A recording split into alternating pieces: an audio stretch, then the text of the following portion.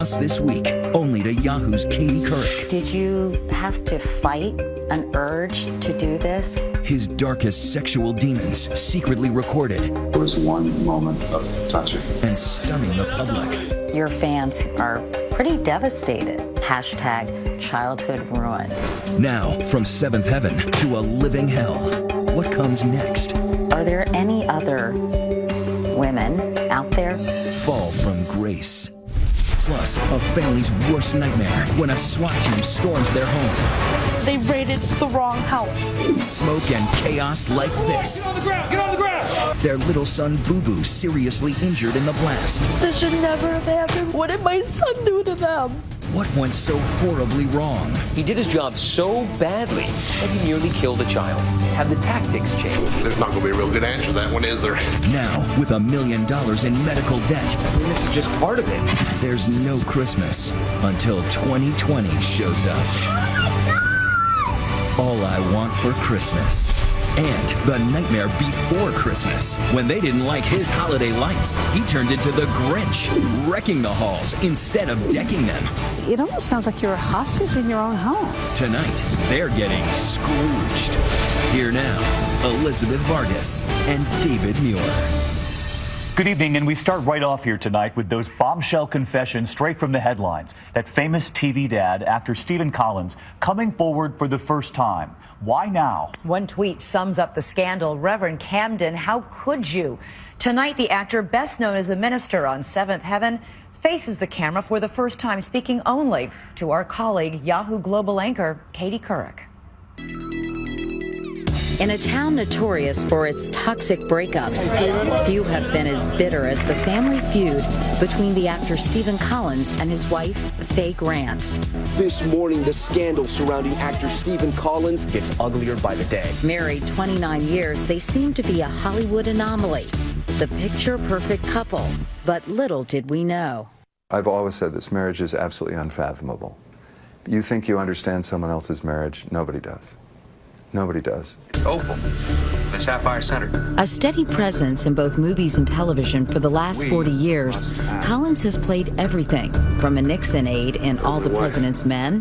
What happened on June 17th, I don't think the president knew anything about. To a straight-laced starship captain in Star Trek. Admiral Kirk. Oh, we're getting a top brass send-off. To Diane Keaton's estranged husband in The First Wives Club. Is that all you can do? Think of yourself. If you go through with this, I'll have nothing. But he's best known as Reverend Eric Camden, father of 7 and pillar of the community for 11 seasons on the hit series Seventh Heaven. I don't think God put you on hold. I think God brought you here. Off-screen, he seemed to practice what he preached, volunteering at soup kitchens and serving communion at his local church.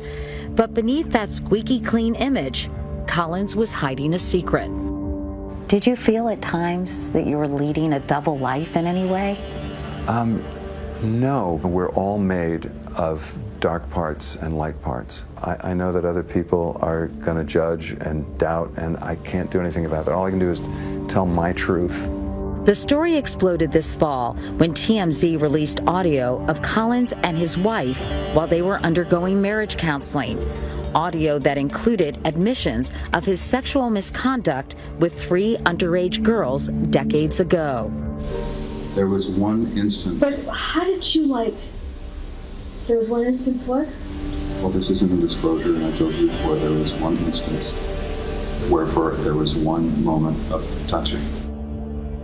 Unbeknownst to Collins, Faye had secretly recorded every disturbing word. When did you realize she was wearing a wire? She took me into a stairwell, and she told me there, she revealed that, she said, I recorded. I was wearing a wire. I recorded that session. And she said, here's our settlement. You're going to sign it now, or that recording is going to find its way to the media. Grant denies being the source of the leak, but the fallout was fast and furious. He was dropped from a recurring role on ABC's Scandal, ironically, and fired from the set of the soon-to-be-released comedy, Ted 2. He played a sweet, sympathetic reverend on television. But now, in real life, he's accused of being a monster. The news about that sordid recording instantly destroyed a reputation he had spent decades building and publicly branded him as a sexual predator. The first incident was in 1973. You were 25 years old. How old was the victim? She was 10. Tell us what happened. Well, in 1973, there were 2 occasions when I exposed myself to this young woman. And several months later, she came to visit, and she and I were watching TV alone together, and I took her hand and moved it in such a way that she was touching me inappropriately. I knew that something unthinkably wrong had just happened that I couldn't take back, and I think we both just sat there. We really didn't move a muscle. And after about, what I recall is about 45 seconds, I took her hand and moved it back. I waited a couple of minutes because I just didn't know what to do or say. And then I got up and left the room. But a decade later, in the same year he met his wife on the set of Tales of the Gold Monkey, he says it happened again. There were 2 times in 1982, 20 years ago, in 1994, when I exposed myself to 2 different teenage girls. There was no physical contact of any kind with either of them. Do you remember the look on these girls' faces? The look on the one in 1982 was such that it immediately just stopped everything cold. It was clear that she was disoriented and frightened, and that just made me want to stop and cover up, and I did. How old were these girls in 1982 and 1994? They were 13 and 14. Did you find this sexually gratifying? Not at all.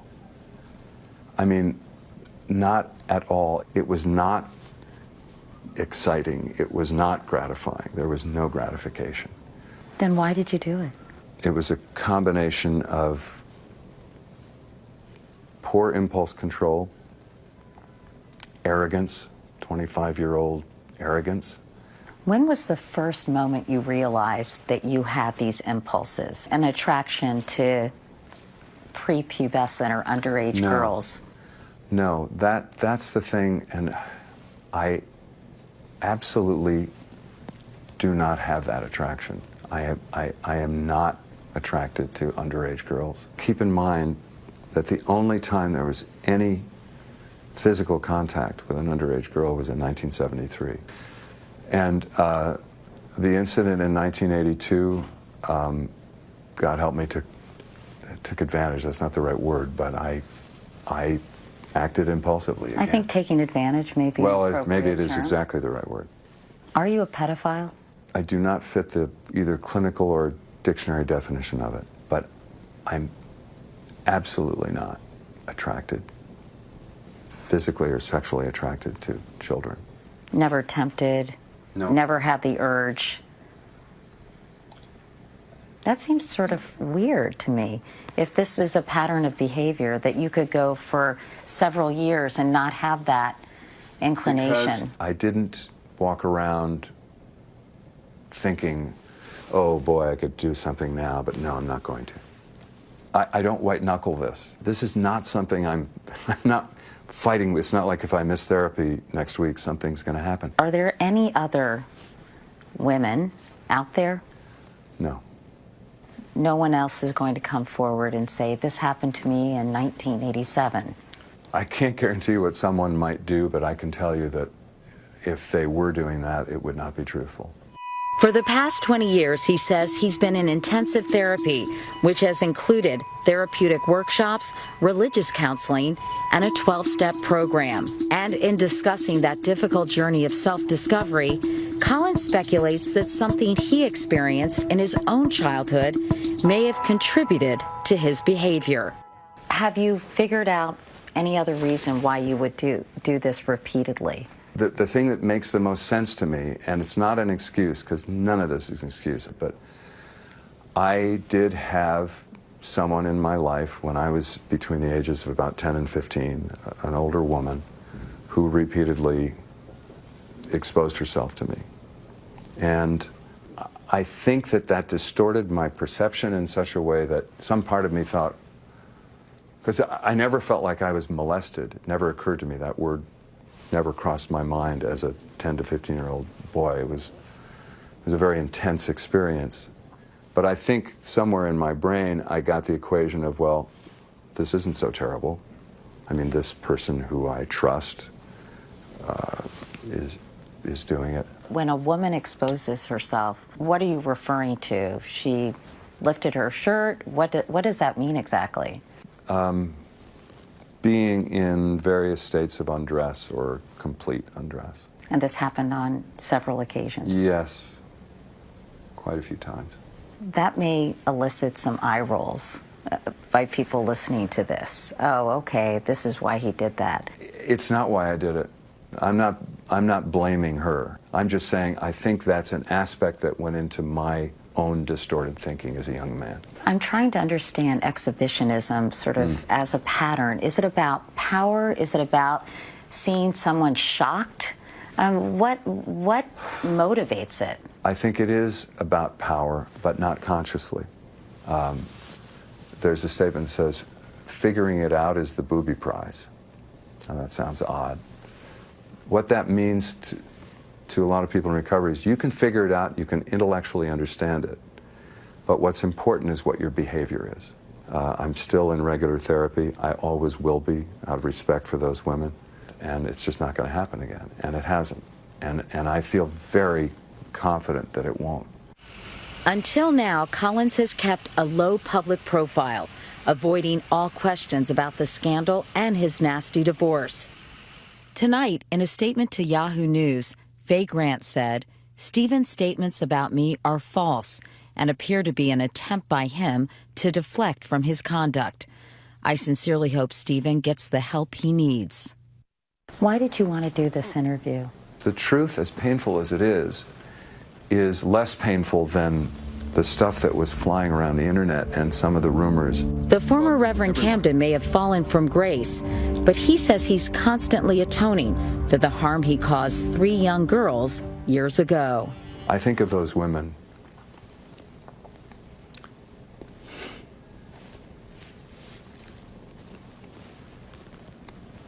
every day, and I would say, with all my heart, I am sorry for what I put you through, and I want you to know that nothing like that will ever happen again. In real life, I know that you're a person of faith. Has this made you lose faith, or has it made your faith stronger? In the church, Christ says in so many ways, bring me that which about you which is broken. Bring it. I'm a human being. I have faults, and I've done things that I deeply regret, but I also know that I have a really good heart, and that in spite of these things, that I'm a good man trying to be a better man. While the statute of limitations has expired on any criminal charges against Collins, there remains an open investigation in New York City. So what do you think? Despite his apology and his loss of income, should he be held accountable in some way? We're on Facebook and on Twitter live throughout tonight's show, so let us know what you think. Use the hashtag ABC2020. When we come back here tonight, we're going to switch gears. A different headline, the Christmas that almost didn't happen. A SWAT team blasting into one family's home, their baby's remarkable recovery because of what happened inside. We'll be back.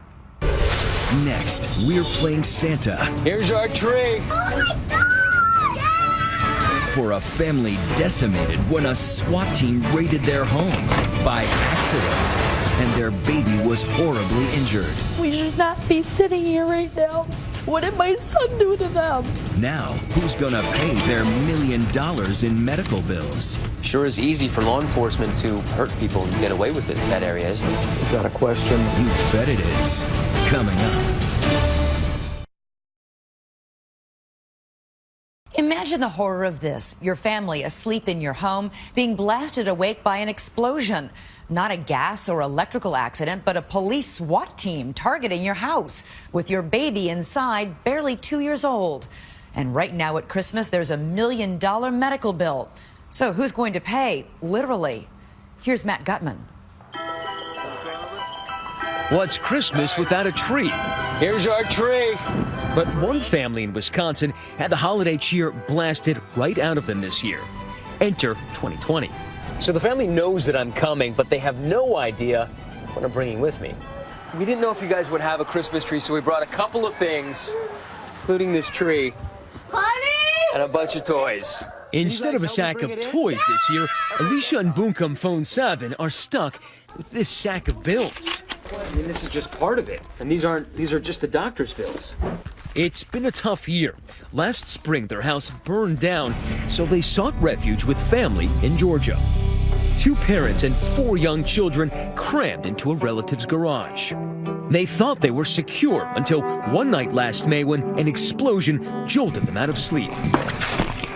Just boom. I didn't know what was going on. I knew that there had been an explosion. At about 2 a.m., a fully armored SWAT team rammed down the door looking for a local drug dealer. Instead, they found a family with 4 small children. An officer had thrown in a flashbang grenade to stun everyone inside. Boo started screaming. But it landed right in the crib where Alicia's youngest child, 18-month-old Boo Boo, was sleeping. Then my son starts screaming, and I just go for him, and the other officer grabs him first, and I never even got to see his face. Officers whisked Boo Boo away in an ambulance, but they told his parents he was fine. I kept asking, where is he? What happened? Your son just lost a tooth. He's okay. They just took him for observation. Your son just lost a tooth? When they finally arrived at the hospital to take their baby home, a social worker finally told them the truth. She told me that our son was in the burn trauma unit, and I lost it. The flashbang grenade had blasted holes in his face and his torso. Doctors said Boo Boo might not survive. It seemed like he just kept getting worse every day. That's why we were losing him slowly. They kept him in a medically induced coma for over 5 weeks. It's just not fair. This should never have happened. We should not be sitting here right now. What did my son do to them? The SWAT team was hunting for this man who police say sold meth to a confidential informant outside the home where the family was staying. Problem was, the suspect lived across town. They raided the wrong house because they did not do their job. Toddler burned by a flash grenade while landed in his playpen in a SWAT raid that critically hurt a little boy. 2 days later, the man in charge of the raid, Habersham County Sheriff Joey Terrell, went public. We just knew there wasn't children in there. We had our mindset on what the game plan was to go in and do it. Odd, since the Phone 7 say they'd been living there with their kids for 2 months. If they would have done their job at all, any kind of surveillance, they would have known that their suspect did not live there and that there were plenty of children in that house. According to Alicia, the family's minivan was parked in the driveway with their 4 car seats in it. Even with the door closed, you can still see car seats. And decals on the back window showing 3 children and a stroller. So this is the door. This is the actual door right here. Still has the damages. Marcus Coleman is a local community activist. So they busted through here, tossed a grenade in. He took us into the converted garage where the family slept that night. They say, under the glow of a giant flat-screen TV they used as a nightlight. Cartoons were on. I believe they were. Any due diligence of police work before coming in such a militarized fashion would have prevented this tragedy. So we've come here to the Habersham County Sheriff's Office to get some answers from the sheriff himself. Sheriff, good morning. He's a big man with little to say. I just want to ask you a couple of questions about the Phone 7 family. I can't answer any under advice of counsel. Clearly there was a tragic mistake. Not going to get off on tactics with you. I'm not going to get off in the weeds on it. I'm not going to talk about what happened. A lot of weeds here, huh? There's tons of weeds. Have the tactics changed? We've examined everything we do.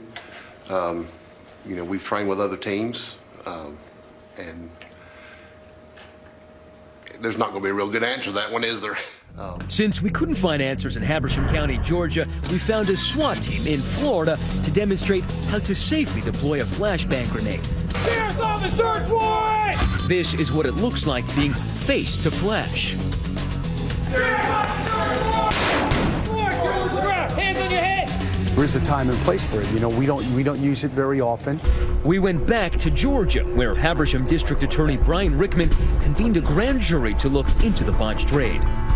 But as in the recent cases in Ferguson, Missouri, and Staten Island, New York, which sparked protests across the nation, the citizens of Habersham County found no grounds to charge any of the officers involved with a crime. If you are responsible for a flashbang and you deploy that flashbang into a pack and play and nearly kill an 18-month-old toddler, how is that not criminally negligent?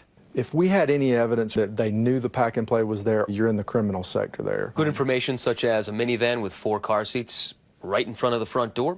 That's a good point. But once those SWAT team guys are out of the car, once that point of no return is passed, it's not criminally negligent for them to not have investigated that van. But the Broward SWAT team says there's no such thing as a point of no return. They are specifically prohibited from deploying a flashbang if there's any sign of children. Have you ever had to not deploy, not throw the device? Yeah? Sure. It's a no bang. We'll say, hey, we're not deploying, and we'll remove ourselves from the situation. When you deploy it and it fires, is it supposed to hit skin or flesh? No. Is it supposed to touch anyone? No. Do you think anybody from that SWAT team did anything wrong? There were mistakes made. The intelligence on the front end is how the tragedy could have been avoided. That intelligence was gathered by a drug unit that was disbanded just one day after we rolled into town and confronted Sheriff Terrell. And guess who oversees that unit's budget? Sheriff Terrell and DA Rickman, among others. I mean, you're involved intimately in the workings of this unit. It seems like a conflict of interest. It's not a legal conflict of interest. 4 years ago, undercover officers in the same drug unit shot and killed unarmed pastor Jonathan Ayers at this gas station. Earlier this year, his pregnant widow was awarded $2.3 million in a wrongful death suit. And guess who convened the grand jury in that case? Were there any criminal charges after the Pastor Ayers shooting? With respect to the death, there were no criminal charges. So no criminal charges there and no criminal charges with respect to the phone Savin case? That's correct. Sure is easy for law enforcement to hurt people and get away with it in that area, isn't it? Is that a question or?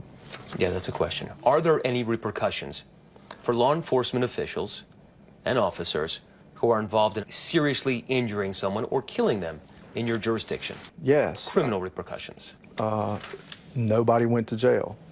Why can't they just say, I'm sorry, we messed up, we're going to make things right? Has the sheriff or anybody from Habersham County ever apologized? No. Has anybody ever called you to say we're sorry? We have not received any phone calls, no cards, no teddy bears, no balloons, no nothing on Boo Boo's behalf at all. After nearly 6 weeks, Boo Boo toddled out of the hospital with more than $800,000 in medical bills, which Habersham County refused to pay. And before this, we had no debt. We didn't owe anybody anything. And now after all this, you know, they have completely financially crippled us. We've decided to crash the Habersham County Board of Commissioners meeting. Try to get some answers from the folks here about why it is that they refuse to pay for any of the family's substantial medical bills. We cornered County Manager Philip Sutton. It is not legal for the county to authorize payments for the medical bills. This is a family that nearly lost their son. His face was nearly blown apart. A hole was created. I can't discuss this anymore. Well, I'm just asking. The sheriff said, quote, send the bills to the county. The sheriff can't make a commitment like that. So much.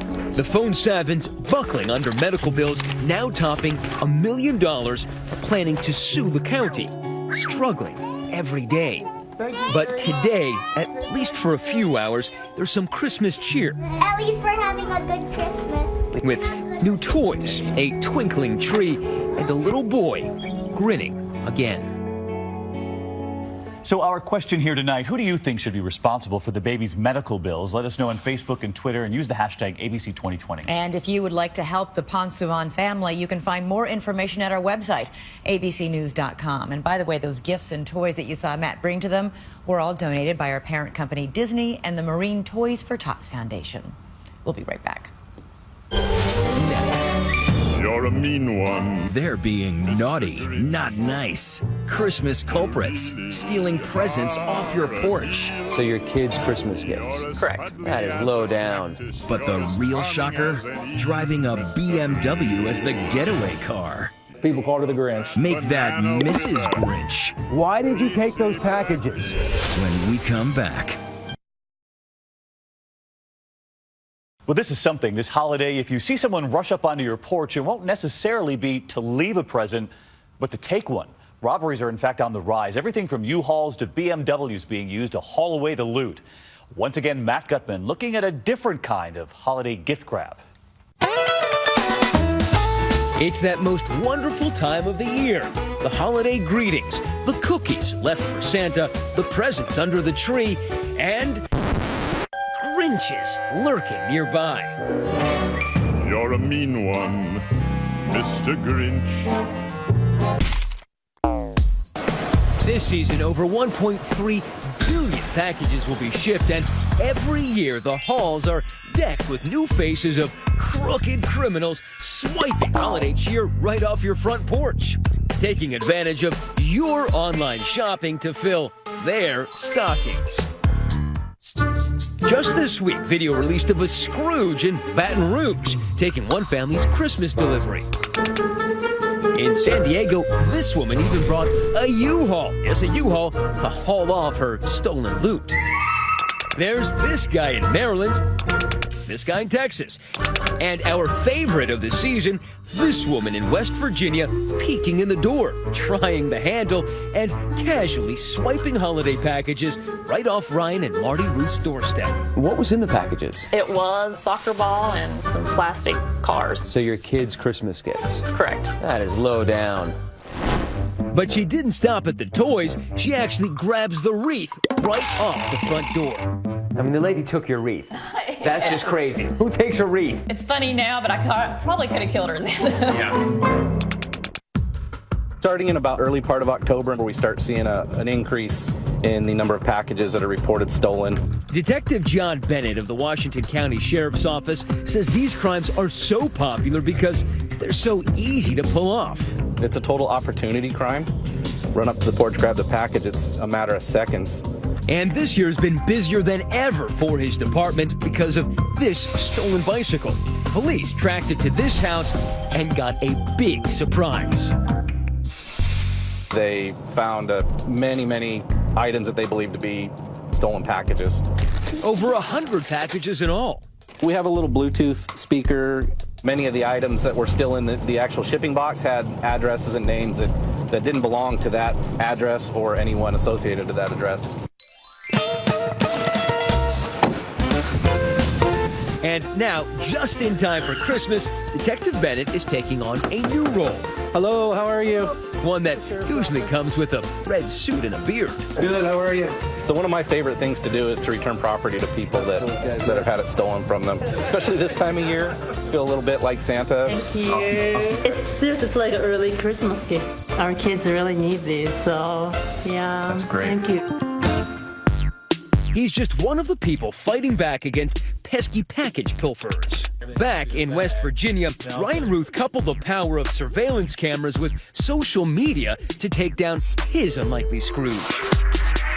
She came here, took packages, went back to the car, did another round, took the wreath, and then went back downstairs, down the hill. Yes. To the back door of your house. Correct. Yes. And this is the second camera. Thanks to that high-tech security system that includes 4 cameras around his house, Ryan was able to go straight to the videotape. There it is. Yep, here it is. And then while I'm watching this, I see the footsteps, and I'm just expecting to see a guy here.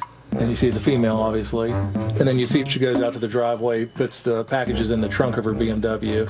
That's right, the getaway car, a Beamer. You don't expect someone to pull up with a BMW. Well-dressed, older lady. Right. The color of her hair, the color of the wreath, the packages, it's all so bright and clear. Yes. Well, I was like, she just had her highlights done. Ryan took to social media to show those highlights off to a much wider audience. I knew if we put this on Facebook, someone would know who it was. And sure enough, I put it on there Tuesday morning. By Tuesday night, we basically had her name. How many views did you get that day?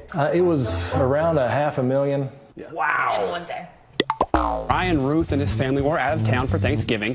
His story got so much attention online and in the local media that within 24 hours, 63-year-old Deborah Davis turned herself in to police. She comes down, she talks to us, and she says that it was a prank, but they got the wrong house. But police quickly determined that her story was a lie, and they found something else out, too. She also went outside around the house and said she urinated in the bushes? Yeah, she said that she needed to use the restroom and she was trying to get inside the house for that purpose. So that explains why she tried the handle both in the front and the back. That's what she said. Deborah Davis was arrested and charged with attempted burglary and petty larceny. And the Ruths say they want to see her behind bars. I think she does need something for a wake-up call to say, hey, you cannot do this. She ended up becoming probably the most infamous suspect in all of West Virginia. Yes. Yeah. Yep. People called her the Grinch. Well, I think it was the wreath. It was the wreath. Yeah, a lot of the Facebook. It really smarts her, the wreath. It is. You can't get over that. No, I cannot. We wanted to know what turned Deborah Davis into a Grinch, so we paid her a visit at her tastefully decorated colonial. Note her festive wreath right there. Davis, this is Matt Gutman from ABC News 2020. I can hear you talking to the dogs behind the door. Why did you take those packages? Why did you take the wreath?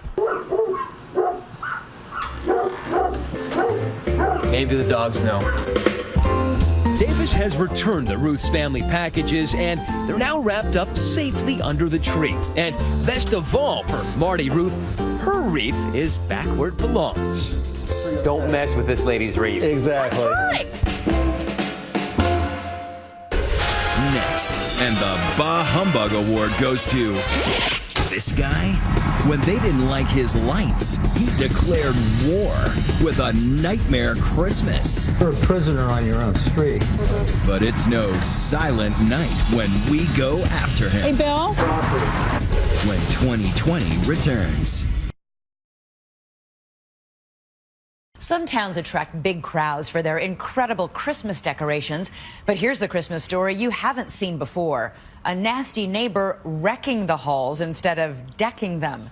It's so bad, one neighbor even called it the Christmas from hell, and you have to see it to believe it. Here's Deborah Roberts with the town that got Scrooged. 'Twas the week before Christmas, and all through the night, the glow of homes blanketed with lights, lights, lights. Here comes Santa Claus. Bright, dazzling excess. It may seem over the top, unless you've been to this neighborhood in Pittsburgh, Pennsylvania. Welcome to the home of the modern-day Scrooge on Fairley Road. Humbug. He's an angry person. Any opportunity he has to make our life a hardship, he does. He is Bill Ansell, an electrician by day who neighbors say uses his skills to terrorize them at night, all year long. Take a look at his holiday horror display, a beheaded choir, a hanging Mickey Mouse. Even the jolly old man is being naughty, not nice. And the Santa, the urinating Santa, does that actually work? Yes, at night? it lights up at night. Chris and Joanne Hebda have been staring at this Nightmare Before Christmas display every day for the last 6 years because Fairley Road is a circular street with Bill's house smack in the middle. So there's no sense of peace here at all. He gives new definition to the word relentless. It almost sounds like you're a hostage in your own home. Exactly. The Hebdas moved here 30 years ago, thinking it was a happy place to raise their kids. Their neighbors did too, until Ansell went all bah humbug on them. Tacked up all over his house are profane, personalized signs attacking both the township and the neighbors. How many of you have been the target of these vulgar signs? Show of hands. I believe everybody has. What is the worst thing he said in these signs? We can't even repeat it. In fact, some are so perverse we can't even show them to you. This heartless message turned up the day after Tom White's wife died. Why would somebody even do that? We wondered the same thing until we stumbled upon kind of the ghost of Christmas past. This display is dedicated to Ross Township. Shame on you for destroying my display that brought so much joy and happiness to so many people. Yes, it seems that years ago, before all this darkness, there was light, bright lights, Christmas lights. Who'd guess that this happy holiday home was Bill Ansel's? Turns out he was a Christmas fanatic. But one Thanksgiving, neighbor Pam Heck asked Bill to tone it down a little while her family had dinner. It was very unpleasant between us after that. And it went downhill from there. That was the moment this Christmas tale took a twisted turn. I used to have a beautiful Christmas display. They hated it. This is my display now. I don't think it's against the law to exercise your right to have your own display. So Ansel decided to deck the halls with boughs of hatred, replacing his twinkling lights with floodlights, blasting them nightly into his neighbors' windows. It'll be 3 o'clock in the morning, and all of a sudden you'll hear bang, bang, bang, and he's underneath a tarp with a sledgehammer, hammering in the middle of the night to wake up the entire neighborhood. They're trapped. Friends and family won't visit, and they can't even sell their homes. You're a prisoner on your own street. It can come down to a matter of just leave the house empty and move. Pam says the stress of it all even led to her divorce. It was a strain every day. I would always be saying, stand up for me, do something. He's almost hit me today, with his car. The residents of